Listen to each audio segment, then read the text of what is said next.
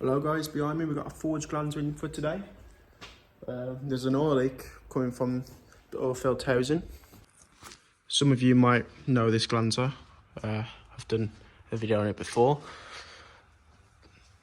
Oil leak's coming from on the oil filled housing, so we're going to take the turbo kit off because it's very tight to get that bolt out. Long 19mm, the big banjo bolt. Also done an oil filter on it and gearbox fluid changing as well. So Miller's oil.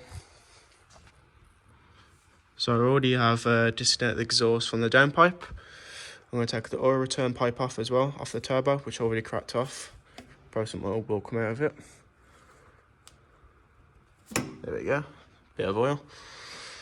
So I've already cracked this off as well. So just got to take off the intercooler piping onto the turbo, and then coolant lines as well, connect it to the thermostat housing, and that's it really, and just the top work. Let's crack on. So that's all the bottom work all done. Boost pipe disconnected, oil feed line to the oil filled housing, oil return pipe disconnected, exhaust from the downpipe disconnected. I sent it down, as I said, coolant lines and the 14 mils, or it could be 17 mils, I don't know which nuts are on it. And also the O2 sensor, what's in the downpipe, you just got to unplug it from the sensor plug. So it's back on the ground now. It's a very clean example of a clean engine bay, very nice. So left to do now, just take these flathead, or you can get a 7mm ratchet ring or 7mm socket, take them off.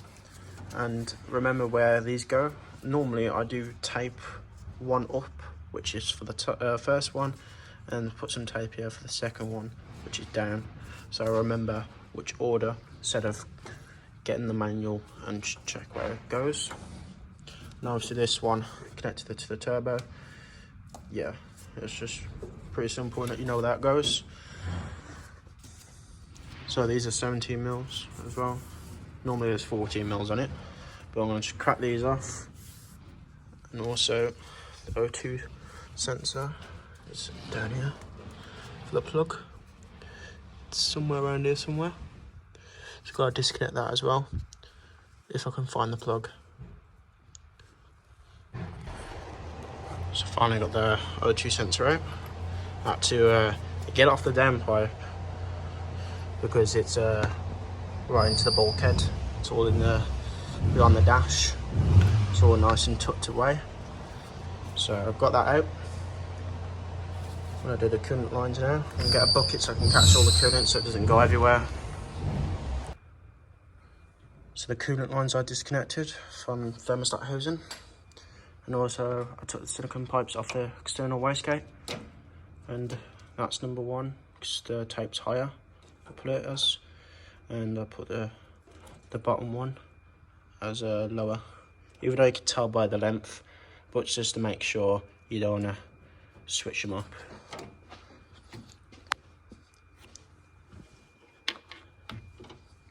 So left to do now is crack these 17s, take them out, and should pull off this turbo kit and get a lot of access to the banjo bolt.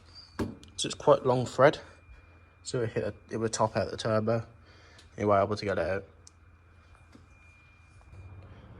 So I had to take the external wastegate off because the external wastegate itself was hitting the half rad, which I could not get out. I thought I had enough room, but it's just topping out just a little bit, so I had to take it off. And now this turbo kit should slide off now. There we have it, turbo kit off. Now, look how much room we have. So, replace a new seal on the oil filled housing, and this O-ring has gone really hard, so it just snaps in half. So we've supplied the customer with a new O-ring, and then we put some oil around the seal as well. So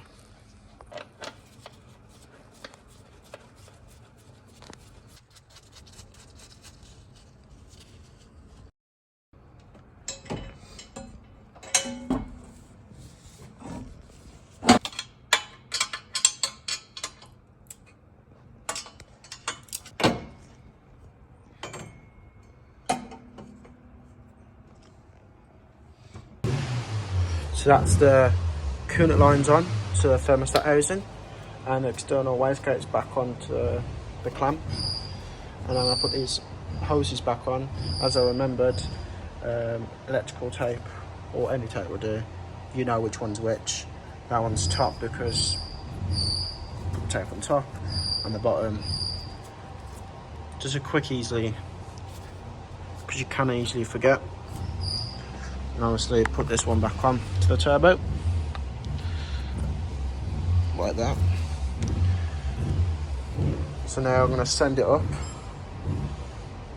All the manifold nuts are tight as well. Send it up to put the boost pipe on, the oil feed line, and the oil feed pipe on, and the down pipe to the exhaust. So all underneath is done now. Everything's back together. So I'm gonna send it down, top the coolant back up, and then see if the oil leak's gone away. So I've already sprayed some brake cleaner on where it was leaking, or around the oil filter housing. So we'll find out if it leaks or not. Everything's all clean. All the oil and coolant one was on the gearbox. Wiped all that off as well. And it was originally silicone, so I siliconed back up. Tell me if you've ever seen these bolts before on the downpipe. Some Allen key type ones.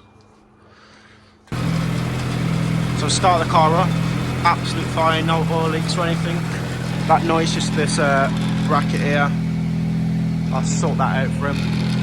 It's quite a noisy vibration. It's got a nice OEM LSD. Really mint under this car as well. Nice exhaust as well. It's got Meister R coilovers, very expensive coilovers, pan arc rod, the full wham on this car, all polybushed, everything. Really clean car. So I'm going to fix this for him, and this car can actually go then.